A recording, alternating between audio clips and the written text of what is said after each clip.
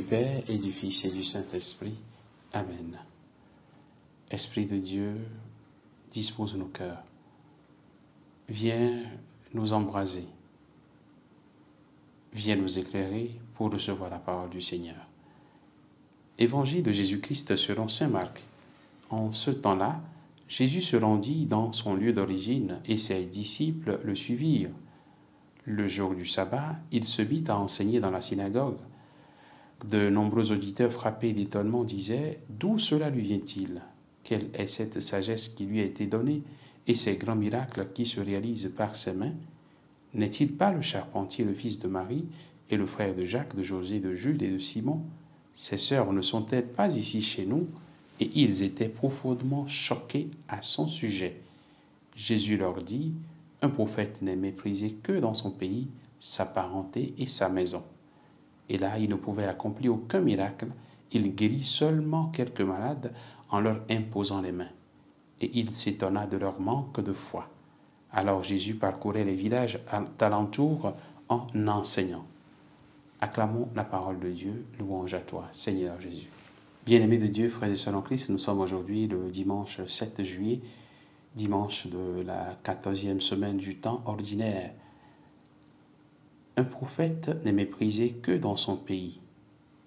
Jésus, effectivement, se retrouve à la maison, là où il est connu, chez lui auprès des gens qui le connaissent bien, au moins extérieurement.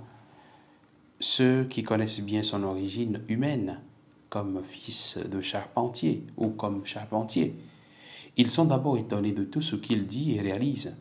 Ils finiront par douter de lui. Mieux, ils seront choqués par Jésus. Et ce dernier ne pourra donc pas faire des miracles auprès d'eux à cause de leur manque de foi. Jésus, voyant leur opposition à lui, conclut donc qu'un prophète n'est méprisé que dans son pays. Nous pouvons remarquer que Jésus n'est pas le premier prophète à être rejeté par les gens proches. Le prophète Ézéchiel, le prophète Jérémie ont fait cette expérience du rejet par leurs proches. D'ailleurs, la première lecture de ce jour nous montre le prophète Ézéchiel qui est envoyé par Dieu vers son peuple et qu'il va désigner comme une engeance de rebelles, un peuple qui a la nuque raide, un peuple qui refuse de croire, un peuple qui refuse d'écouter la voix de Dieu. Mais aujourd'hui, frères et sœurs, nous qui écoutons la parole du Seigneur, nous sommes invités à reconnaître en Jésus notre seul Seigneur et Maître.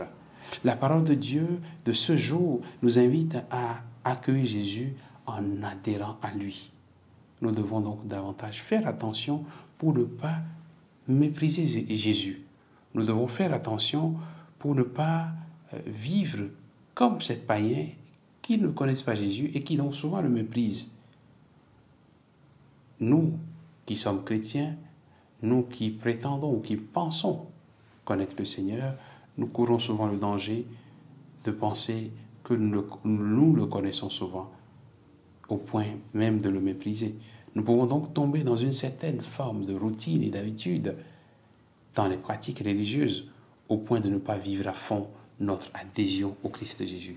Demandons au Seigneur la grâce de le connaître et de le connaître vraiment. Que sa grâce nous accompagne en ce jour qui lui est consacré, au nom du Père et du Fils et du Saint-Esprit. Amen.